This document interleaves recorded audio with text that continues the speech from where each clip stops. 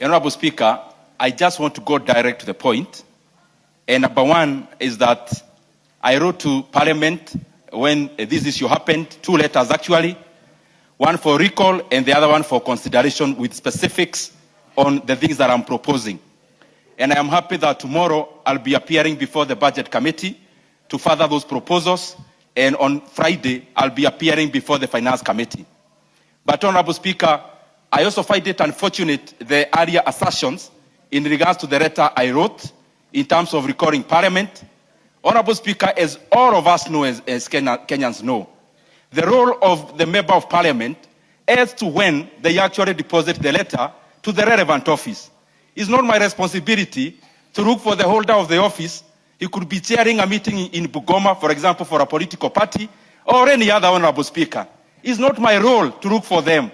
And I say so because this issue went to the media way after I raised it. And Honorable Speaker, it is not my responsibility to call office holders to come back to the office and check the communication from various members. Member for Kiharu, please do not challenge the Speaker's ruling. Okay. Be careful to just use your minutes to prosecute your issue. The second thing, Honorable Speaker, that I want to raise, we now have a government that has been swallowed by the opposition, and the other way around, an opposition that is in government.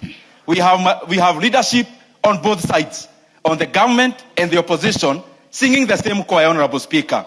Who will stand in for Kenya's, Honorable Speaker, if we don't fill up the gap, Honorable Speaker? We must do what we must, Honorable Speaker, because the current situation... Order on Member for Kiharu. Honorable Member for Suna Speaker, East. What is out of order? What's out of order, Madam Speaker, is I want to educate my younger brother that there is no opposition in Parliament. What we have in Parliament is majority side and minority side. And every member, in accordance with the Constitution, is supposed to hold the executive accountable. You don't expect the minority to do, you don't have to be a minority to hold the government accountable.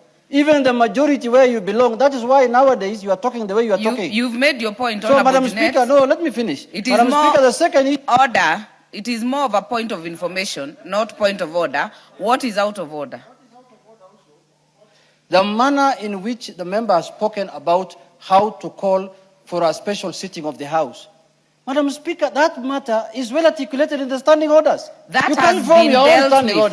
Order members. Honorable members, the Speaker already gave a ruling, and the member for Kiharu has been guided accordingly because that issue has been dealt with. Honorable Karoli, there is no one on the floor. You cannot be possibly on a point of order. Member for Kiharu. Honorable Speaker, I want to request Honorable Junet. An ignorant member cannot inform the House. I need no information from you. I know what I'm talking about. Thank you, Madam Speaker. Madam Speaker, is the Honorable Member for Kiharu, Ndindi Nyoro, in order to call an Honorable Member of this House ignorant? Is he in order to refer to an Honorable Member as you have made your point. And Member for Kiharu, you certainly know the rules of this House. You know what is parliamentary, what is not parliamentary. Do not throw aspersions to your colleagues. Thank you, Thank you, Honorable Speaker. Can I continue? Let me hear the member for Kiharu first. Yeah. I'm doing my submissions, Honorable Speaker. Honorable Speaker, and I hope those minutes are not eating into my time, Honorable Speaker. The second thing, Honorable Speaker. Member for Kiharu. I want to... Member for Kiharu, a point of order has been raised on you calling a member ignorant. I certainly agree with the honorable member that you cannot possibly call a member ignorant. So I will ask you to, please don't assist me, honorable members. Do not assist me. Honorable member for Kiharu, the specific issue on ignorant, you will withdraw it. Honorable Speaker, I never called any member ignorant. I said the information he was giving me was not sufficient enough to be an information, Honorable Speaker.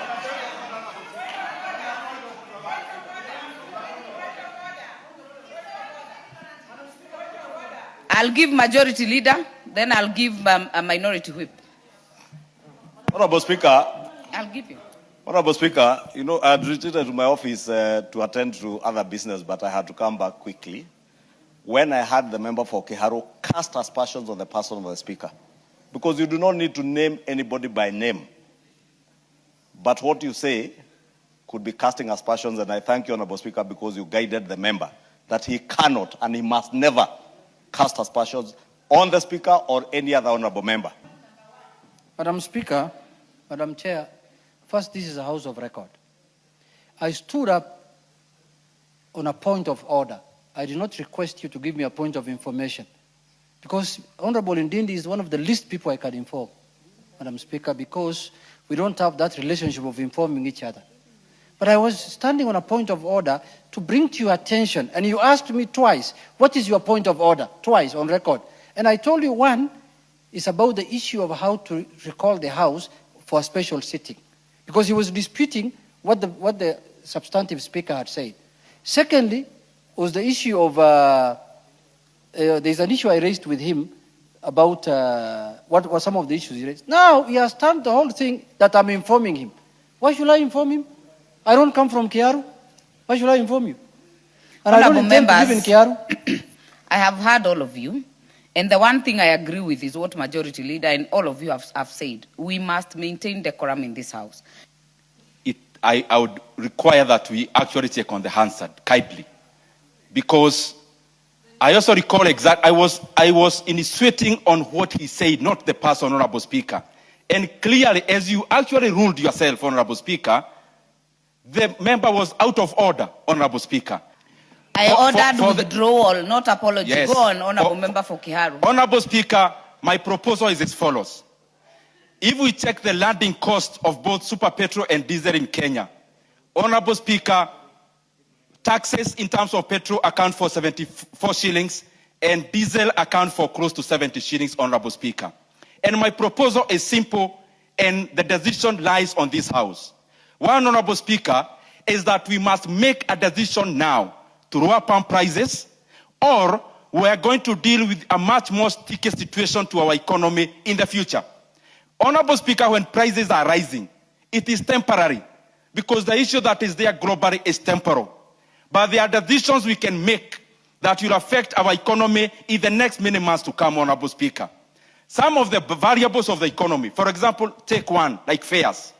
When we raise the prices of fuel, commensurate, the fares go up. But Honorable Speaker, even when the global oil prices will be going down in the next few months, Honorable Speaker, it will be highly unlikely that you are going to realize the downward trend in terms of fares. Because some of these economic variables are sticky in terms of coming down.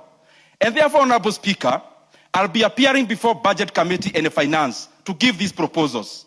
One, in the next 6 months, that we exempt fuel products from VAT, that is, we exempt the 8% that is there.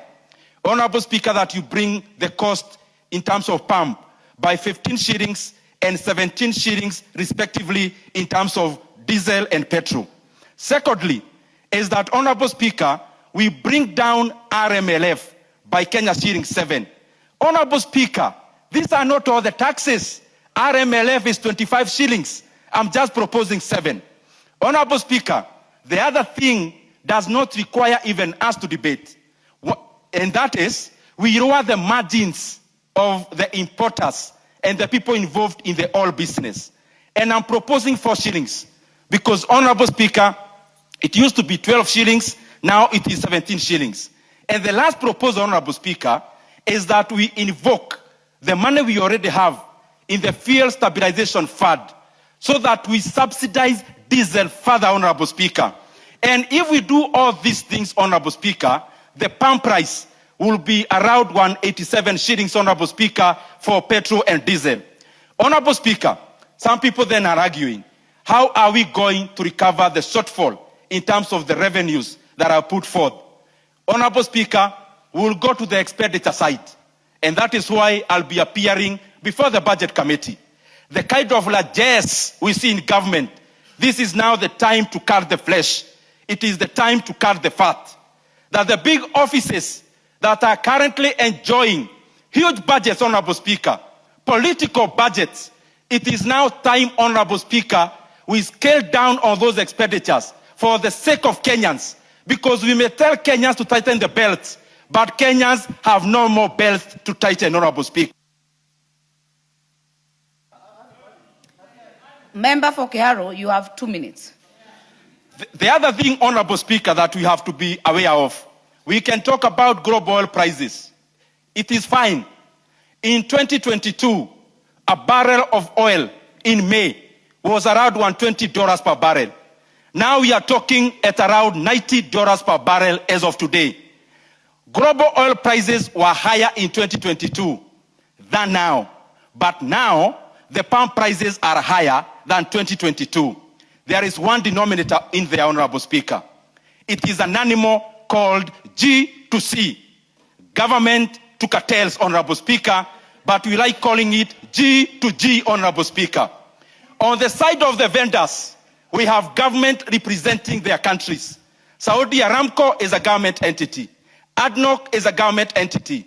Here in Kenya, what we did around that time of G to G, instead of pumping up our NOC, National Oil Corporation, Honorable Speaker, we did the unfathomable. We actually give it the last dose and finished it, Honorable Speaker. And therefore, currently, the government of Saudi Arabia and the government of UAE, in that G2G, on this other side, they are dealing with a cartel which is milking Kenya's, Honorable Speaker, of their money. That there are people currently smiling out of profits Majority when the Leader. Kenyan people, Honorable Speaker, are having paid in the... Honorable Speaker, I didn't want to interrupt the member for Kiharu. But you know, these are House of Records. And the Honorable member for Kiharu pretends that G to G is not G to G, is G to C, and says it is government to cartels. This House and the country would benefit more from the member for Kiharu if he would substantiate and inform this House who are these cartels, because he seems to know them. Number two, Honorable Speaker, the member pretends that global oil prices were high in 2022. It would also be important for him to let the country know what was the cost of freight then, and was the Strait of Hormuz open then and today? Because you just need to have a good analysis of the landed cost of fuel today. And you will see that part of what is bedeviling the global economy, not the Kenyan economy, is the cost of freight. The same way, even airlines today are having to detour, take longer routes, and take a hit on their profits. You've made and your some point. park in their vehicles. Majority Leader. Their equipment. You've made your point. Let Honorable Member for Kiharu respond and finish. Honorable Speaker, in response, just to make it very clear to all of us, the fuel from Saudi Arabia does not pass through the Strait of Hormuz. So let us not keep on misinforming Kenyans in looking for short solutions, Honorable Speaker. Lastly, I beseech you, my brothers and sisters, today, we have many times stood in terms of where we are politically. There is now a test before us, and I call upon all of us, let us stand on the side of Kenyans for once, Honorable Speaker. There is something this House can do in terms of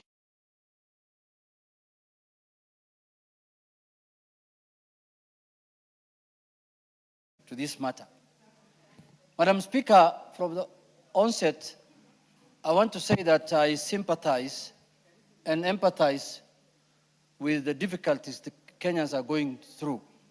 It is true that this rise in fuel prices, Madam Speaker, has put a lot of burden on Kenyans, Madam Speaker, both at home and even in their workplace, Madam Speaker, and has put a strain on their pocket, Madam Speaker. So I empathize, and we must come up with a solution. For a fact, the common denominator is that we must come with a solution on this matter. But having said, Madam Speaker, what worries me, because I really want a solution to this problem, because that is our job, and that is why we are members of this House, Madam Speaker, because we are supposed to deal with matters of concern to the people. That's our main mandate.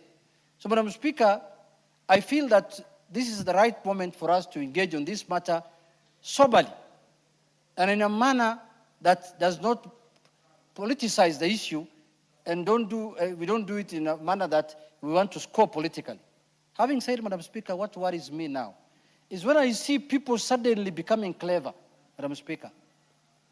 You become suddenly clever that now you know everything. Madam Speaker, why do I say so that? Why do I say so? I want someone to tell me on the floor of this House, before this war of the Middle East happened, before there was a war in the Middle East between Iran and Israel and the United States, what was the situation? Because people now want to deny the fact that this is a global problem. They want to make it a Kenyan problem, Madam Speaker. Before the war happened, was there any problem in the fuel system in this country, Madam Speaker? The answer is no. What has brought this problem is after the war is when, Madam Speaker, everyone had his own time to speak on issues. Let us be given time. Madam Speaker, I was not brought this house by someone. I was brought here by my constituents. Madam Speaker. Address the Yeah, I'm addressing. Those interruptions. Madam Speaker, I am saying before the war happened, there was no problem with the fuel. Now it's a fact that it is the global problem that has affected this country. Number two, Madam Speaker, there's these sweeping statements people make. Oh, Uganda is cheaper in fuel. Oh, Tanzania is cheaper in fuel. That's a very tired narrative in this country that we should stop using. Why do I say so? How do I qualify that? Madam Speaker, our economies are different. The amount of debt that this country has is not the same as the debt Uganda has. It's not the same the debt Tanzania has. And some of the people who have put this debt to this country are the ones speaking here. They are once the chairs of committees, of budget committee. I asked them on this floor, and it's on record. It's on record. I asked them on this floor, why are you allowing the government to borrow more then? They told me, my friend, look at Japan. They have borrowed 100% of their GDP. Look at America. They have borrowed 200% of their GDP. Look at Singapore. They have borrowed. I was that time still in the minority. Today, they're not talking about that. Now they're saying you must reduce your taxes. How do you reduce your tax when you have committed to this country 10 trillion shillings by the time you're leaving office? Madam Speaker, let's call a spade a spade. Why we are paying more taxes as a country is because we have more debts than Uganda, we have more debts than Tanzania. If we reduce our debts, give us a formula of how to reduce our debts, our taxes will come down. Secondly, Madam Speaker, you are saying that I want this fuel levy removed from that in form of taxes, I want VAT removed. Very good. Those are sweeping statements. You want me to reduce, Madam Speaker, I've not even spoken. The issue is, tell me where I am a leader. I am not any other member from Guasi or somewhere. Do not, you are actually wasting your time. Madam Speaker, I am saying, you are telling me to remove fuel levy by 7 shillings, VAT by 8 shillings, by 8%. Madam, you are not telling me where I'm going to raise that revenue from. You are just saying there is largesse in government. No, as a good economist, the way you are trying to portray yourself, you should tell me, remove these taxes, and this is where you will raise the revenue from. In specific places. I want to go to the issue of G2G, Madam Speaker. Can this House be told what was the situation in this country before G2G came? We were queuing for fuel in petrol stations, Madam Speaker. You remember? We were walking with jerrycans in our vehicles, Madam Speaker. There was no fuel in any station in this country. When President Uhuru Kenyatta was leaving office, there was no fuel in any petrol station, Madam Speaker. Honorable members, I had guided when we started the debate that this is under Standing Order 33. It is limited to 5 minutes, but allow me to use my discretion to give 5 more minutes to Honorable Junet and 10 minutes to the majority leader. Madam Speaker, thank you but very much. But the rest of you, 5 minutes. Thank you, Madam Speaker. Thank you very much for your indulgence. Madam Speaker, what was the situation when G2G was brought to this country? There was no fuel in this country. Prices were high, Madam Speaker. The dollar was at 160 something, Madam Speaker. There are 180 oil marketing companies in this country. All those 100 and something oil marketing companies were buying dollars at the same time to buy fuel, Madam Speaker, fuel supplies. what was happening? They will scramble for dollar in this country. And now the dollar strengthened and the Kenyan shilling was losing. Madam Speaker, let us appreciate the gains we have made from G to D, Madam Speaker. You can call it G to C, G to D, G to Y, whatever you want. The fact of the matter, I am not here to defend Gulf Oil Company, Madam Speaker. But when you go do research on Gulf Oil Company, Madam Speaker, the fact remains that Gulf Oil Company has been in the oil business for the last 20 years, Madam Speaker. It was not registered because of the G2G. Gulf Oil Company was operating as an oil company in this country in 2009, 2008, 2009, 10. They were the ones even who were winning the OTC even that time. The open tender system, the people who, one of the companies that used to win and supply fuel the whole country was Gulf Oil Company. All that is in record, Madam Speaker. We cannot deny facts, Madam Speaker. You may have problem with the owner. You may want to extort something from him. You want money from him. That is a different matter, Madam Speaker. But the fact that will remain is that Gulf Oil Company has been an oil marketer in this country for the last 20 years. It has been there during Kibaki's time. It has been there during Uhuru's time. And it will be there during Ruto's time. And it will be there when I become president, God willing, which I am foreseeing in the near future. Madam Speaker, I want to say this. Let us not politicize things just because we want to incite Kenyans. It is true Kenyans are suffering. I acknowledge that we have to do something to alleviate that suffering from Kenyans. But let's do it in a honest manner. Let's not do it in a way that you think you can score politically. You want to portray the broad-based government in black because you think you can win an election. This could be a temporary issue. I don't know what you're going to say in 2 months' time when this war ends and prices come down. If you are telling me it is because of the premium, the way some prophets here are talking about it, why was it cheaper than before the war? It is what the majority leader is saying. What has gone up is freight, Madam Speaker. That is what is making the oil expensive today, because insurances, freight have gone up because of the war. Somebody is telling me that the oil of Kenya does not pass through the port of the Strait of Hormuz. When have you become an escort of a ship coming to Kenya? That you know now it doesn't pass Hormuz, it passes Hormuz, it passes I don't know which country. My friends, the fact of the matter is we are not an oil producing company. Neither even do we have a refinery like Nigeria. We buy from international market. And even today, people who don't watch international news also, who don't watch what is happening globally, have a problem. Even there is a problem of fuel in the United States of America that is producing fuel. Let us not lie to Kenyans. Let us not incite them. Let us come with a solution that can help them.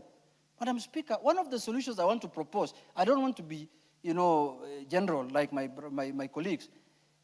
This transport industry that has been affected heavily by the fuel prices, Madam Speaker, majority of them have loans that they pay. They have borrowed from banks.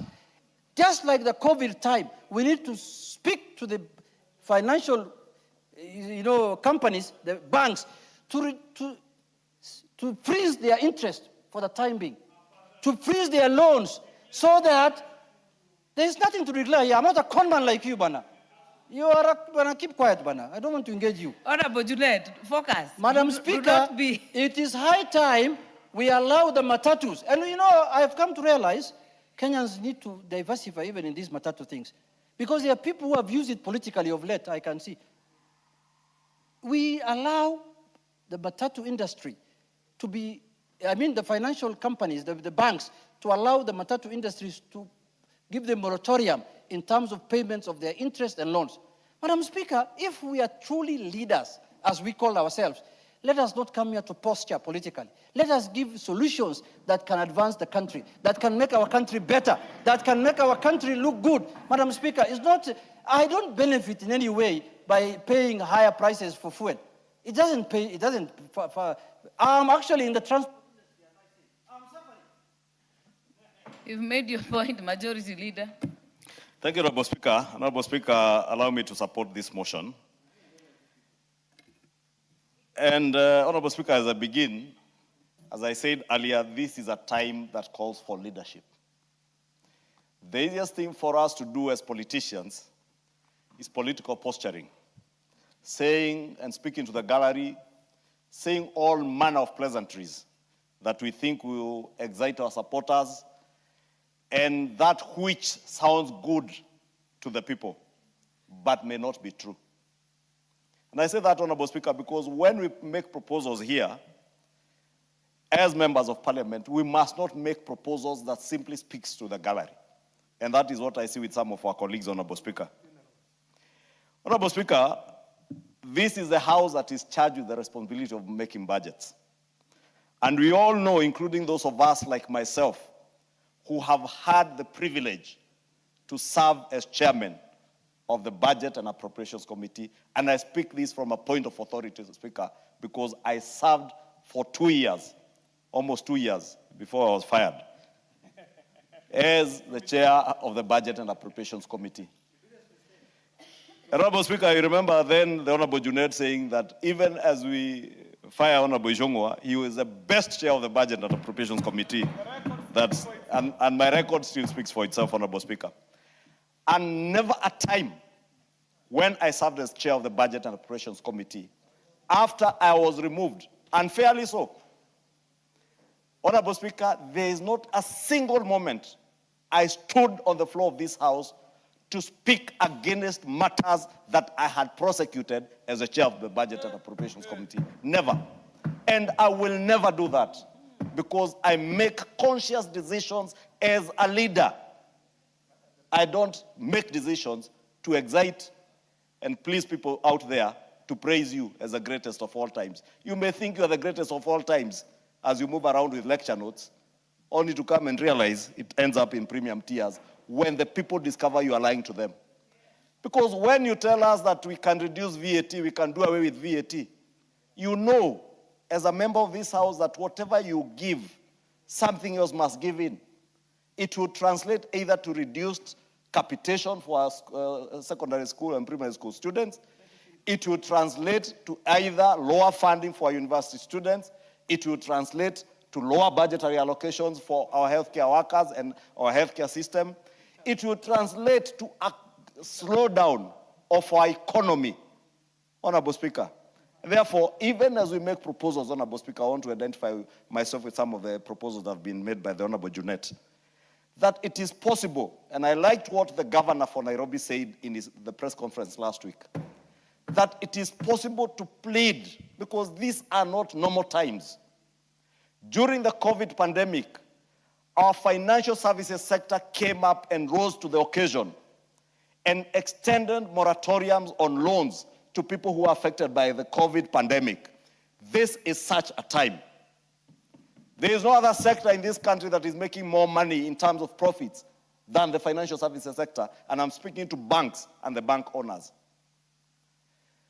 If you are able to extend moratoriums on interest and penalties for late payment of loans to those in the hospitality sector who are confronted with the pandemic in 2019-2020, it is possible today for our banking sector to extend the same moratorium to our transport sector players. And I'm not talking about matatus alone and buses. I'm talking about truck owners and truck drivers who transport goods, including the food we eat in Nairobi and other urban areas from our rural areas. They need a reprieve. Many of these people, we must empathize with them because they have taken up loans to buy the assets that they are using, and we must ask and urge the financial services sector, our banks, to extend a moratorium on interest like they did during the COVID pandemic, because this is wartime. And wartime economies cannot operate the same way as peacetime economies operate. I've had a member here pretend, oh, global oil prices per barrel were lower in 2022 than they are today. True. But be honest as a leader. Tell the people that what you tell them, that Saudi oil never goes through the Strait of Hormuz, is a plain lie. In Saudi, to the east, take their oil, most of them, almost 80 to 90% of the oil fields in Saudi take their crude oil through the Strait of Hormuz. Number two, be honest. Tell the Kenyan people, it is true, cost per barrel in 2022 was lower, But what is affecting us as a country is that we do not have an oil refinery. We killed Changamwe Oil Refinery in the earlier years, before this administration, in the Kibaki days. But today, Honorable Speaker, we import not crude oil. So if crude oil per barrel is cheaper, ask yourself, where do you refine your oil? If you are refining your oil, for instance, in Bahrain, the oil refinery in Bahrain was bombed. What does that do to the cost of the refined fuel that we import, because we import refined fuel into this country? Therefore, Honorable Speaker, what should this motion be doing? This motion is not an opportunity for people to come and posture here, wannabe opposition leaders, like those who are attempting to interrupt me now. Honorable Speaker, they have not temerity to listen to the truth, because the truth stands firm, Honorable Order, Speaker. Majority Leader. Honorable Speaker, there is nothing that I've said that is out of order. Honorable Karoli, Yes, what is Honorable out Speaker, of order? I don't think the Honorable Member is not in order to mislead not just the House, but the nation. What is out of order? His explanation that the closure of the Kenya petroleum refineries has led to increase in the cost of fuel in Kenya. It is the opposite. Kenya, when we had the KPRL, was importing 70% white Honorable oil. Karoli. So it is Honorable, wrong. order, It is wrong. order. What is trying, I am trying to also listen to you. I had you debate and you gave your point of view. Allow the honorable member to also debate. Unless something is totally out of order. Thank you, Go Honorable on, Speaker, Honorable for the protection, Majority because Leader. the member is on debate and he had his time. If he can just have the temerity and the patience to listen to me, educate him a bit, just a bit. I may not have the ability to educate him on everything. But, Honorable Speaker, I was talking about the price of crude oil. We do not import crude oil into this country. We import refined product or processed product, Honorable Speaker. And therefore, if we have seen refineries being bombed, what does that tell you in simple economics, in the law of demand and supply, Honorable Speaker? We have been told, Honorable Speaker, oh, the price of oil in Ethiopia is much lower. I must thank Citizen TV and the journalist called Alex Chamwada. They did a very good piece showing us as a people of Kenya how fortunate we are that we entered into the G2G arrangement that ensures today we are not short of supply. Honorable Speaker, if we wanted to be populist, it is very easy. Cut down the supply of diesel, for instance. If you are consuming 2 million liters of diesel in a day, cut it by half. Use what we have been told as a fuel subsidy. You have so many billions of subsidy. Use that money to subsidize a lower supply of fuel. And that is what many people are doing today. That is why you will see queues and queues, long queues of vehicles. What is out of because order? they are chasing a smaller amount of product. Honorable Nyoro, what is out of order? My point of order, Honorable Speaker, is on the honesty that we need to debate, to have in this debate. That you are very quick to give examples of Ethiopia and Burundi when it's convenient. Why can't we use the examples that are there of a country like Uganda, Member which for transports Keharu. fuel through Kenya? Order. Member for Keharu, I had Honorable Karoli give examples and their points of debates. Allow members to give examples as they deem fit to fit their submission. Thank you again, Honorable Speaker. I told you these people have no patience because the truth at times becomes very bitter and painful. But let me take you to Uganda, Honorable Speaker, because that is the point I was on. It is possible for us, if you wanted to be populist today, to cut down the supply of diesel, for instance, use the resources, because you subsidize fuel per liter. Therefore, if you are subsidizing, say, 2 million liters of diesel being consumed every day, just cut supply by half to 50%, then do what they are doing in some countries. Make the fuel very cheap, but unavailable. What does that do to our economy? Those are the questions we need to be asking ourselves as leaders. Because I can stand here, Honorable Speaker, and pontificate all manner of goodies and sweet nothings, but they will not help this economy. What we need to look at is how do we chew gum and scale the stairs at the same time, Honorable Speaker. And we now must not look at this thing from a short-term perspective, Honorable Speaker. We must look at it in the short term, medium term, and long term. And long term, Honorable Speaker, is what government has done through the National Infrastructure Fund. We must begin devoting resources to ensure that we have adequate resources to generate power and transmit that power. So that what? So that we are able to move to e-mobility, the electric vehicles that we are talking about here. Because we move to e-mobility today, as Honorable KJ is telling me, but do we have the power to be able to charge these cars? That is why the National Infrastructure Fund, and I must thank President William Ruto. As much as all these people will shout at him, he has remained true to the cause and focused on what needs to be done to transform this country. And he has done that amidst all this noise and shouting and insults. But with the National Infrastructure Fund, we can develop adequate power to be able to have resources, power resources to charge our electric mobility sector. We must also look at long-term solutions on supply optionality. We have seen that war in one area can completely disrupt our economies. Therefore, we must have supply optionality to look at ways where we can get supplies, whether it's from West Africa or from other areas and other far-flung corners like the US also. But I also agree with Honorable Junet. I was speaking to my nephew last night, and he was telling me now fuel in the US is more expensive than in Kenya, despite them being an oil-producing country. And I don't want to mention Venezuela and what they did in Venezuela, because they are a friendly nation. And I know many Kenyans will tell you, don't compare us with America. Don't compare us with the developed world. They have more disposable income. That is why, as responsible leaders, we must protect your disposable income from further degradation if we allow your economy to go down, while we to follow some of these populist things you are being told here. Because if you do not have money on VAT for school capitation, that will mean parents will have to pay for school fees, higher school fees. That further eats to their disposable income, Honorable Speaker. As a nation, Honorable Speaker, and I'm saying this looking at the long term and the medium term, it is inexcusable and indefensible that over the last few decades, we have allowed our country to operate without strategic oil reserves.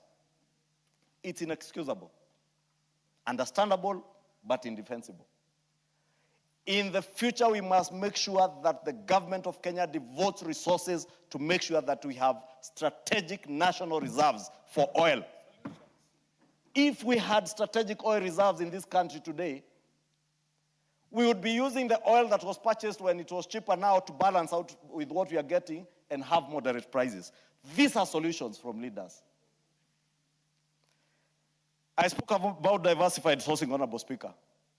We must diversify our sourcing of fuel. The Strait of Hormuz, Honorable Speaker, I've heard someone say, oh, all the oil does not pass through the oil of Hormuz. Where the refineries are, you must go through the Strait of Hormuz. Fact of life. But anybody being dishonest and populist will not want people to know that. I dare say the unpopular, but the right thing. I dare propose to this House. Let me add you 1 minute. Conclude. I was saying, Honorable Speaker, I dare say to this House that as leaders, we are dealing with wartime style of logistics around the world in the global supply chain. We cannot compare peacetime supply chain to wartime supply chain. We must be innovative. Locally, Honorable Speaker, I want to call on our financial services sector, our banks. Let us be sensitive. Let us empathize, not with the person you see as a matatu owner, but with the passenger in that matatu. Not the person you see as a farmer of maize, but the consumer of maize flour who buys that maize flour from a kiosk or from a supermarket. So that the moratorium that we extend to our matatu and transport sector owners, whether it is transporters like Honorable Junet, that Honorable Junet will be able, with his trucks, to extend the moratorium he gets from a bank to the consumer by not unreasonably increasing the transportation costs once your financing costs are rationalized. And I want to ask that part of what we should be doing today as a house and as leaders, not as politicians, is working on means and ways on how we'll help our banking sector first to extend those sort of moratoriums that they did during the COVID pandemic to the hospitality industry. Let us see the same. And I hope the Kenya Bankers Association, because I have seen them appear before the Finance Committee, will be speaking to some of these issues. And I want to plead with them from the floor of this house. Please, it is okay, and I say this because I'm a shareholder to one of the banks. I am willing to take no dividends from the banks that I hold shares.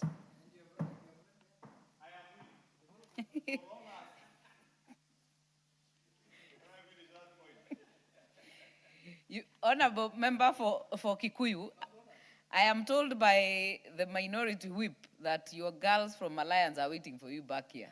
So I'll wind up, please. I was winding up, I was saying, as a shareholder to banks, Honorable Speaker, I am willing to take a lower dividend or no dividend at all to help us navigate through this wartime season.